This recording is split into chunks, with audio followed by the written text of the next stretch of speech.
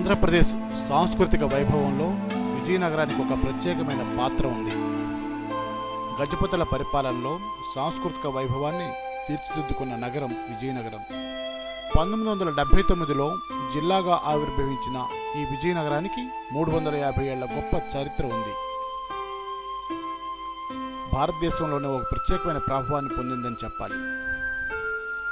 గురజాడ అప్పారావు, గిడుగు రామ్మూర్తి, ఆదిపట్ల నారాయణదాసు విజయనగరం మహారాజా కళాశాలలో విద్యను అభ్యసించి ముగ్గురు భిన్న రంగాలలో వన్నెకెక్కి భావితరాలకు నూతన సాహిత్య సాంస్కృతిక దృక్పథాన్ని అందించిన వైతాళికులు.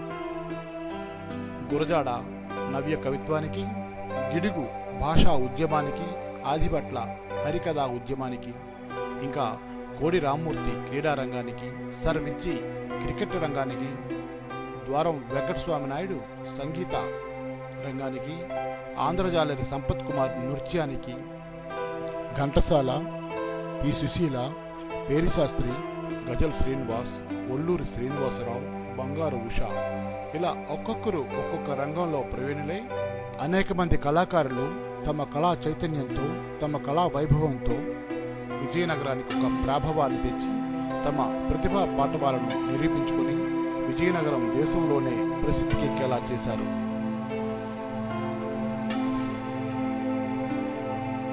సంగీత సాహిత్య కార్యక్రమాలు ఇక్కడ విరివిగా జరుగుతుండడం సాహితీ ప్రియత్వానికి నిదర్శనం.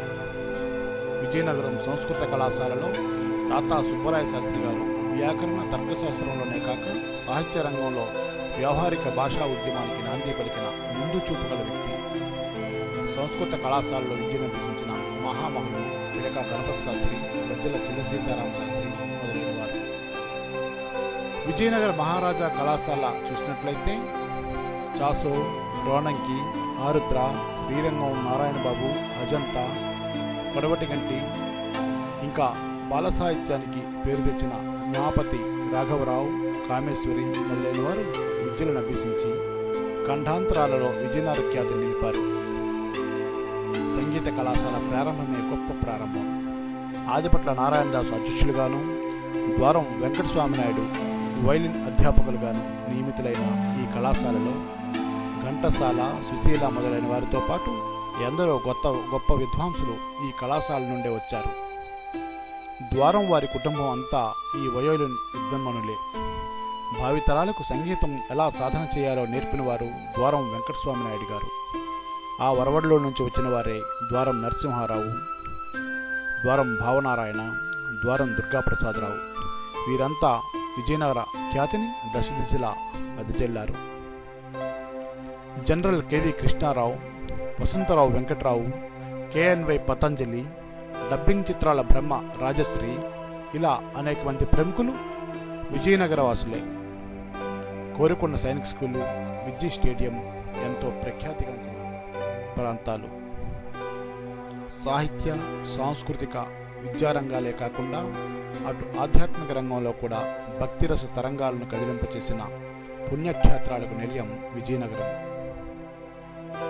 పైడితల్లి అమ్మవారు, జగన్నాథస్వామి గుడి, రాజమన్నారి గుడి, మూడు కోవెళ్ళు, బొబ్బిలిలో వేణుగోపాలస్వామి గుడి, జైతి, గలావెల్లి, సారిపల్లి, నారాయణపురం గ్రామాల్లోని ఇంకా గుంప, మేరంగి గ్రామాల్లోని అతి పురాతనమైన దేవాలయాలు, శైవ వైష్ణవ విభేదాలు తొలగించి ఒక నూతనమైన భక్తి భావ తరంగాలను కలిగించి అతి ప్రాచీనమైన దేవాలయాలు ఈ జిల్లాకే ప్రత్యేకం.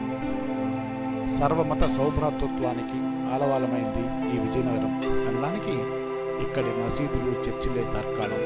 అలాగే చారిత్రక కట్టడాలతో విజయనగర వైభవం మన భావితరాలకు ఆదర్శంగా నిలుస్తుంది. బొబ్బిలి, పార్వతీపురం, సాలూరు, రూపం సంస్థానాల్లో నిర్మాణాలు విజయనగరం జిల్లా మొదటి వ్యక్తిపై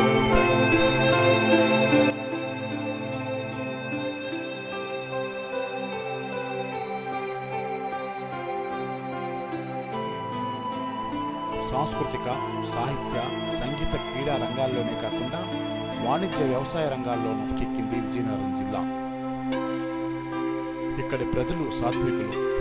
ఇక్కడి మట్టి, నీరు, గాలి మనిషిని మనిషిగా నింపు ఉంచే మహత్తర గుణాన్ని కలిగి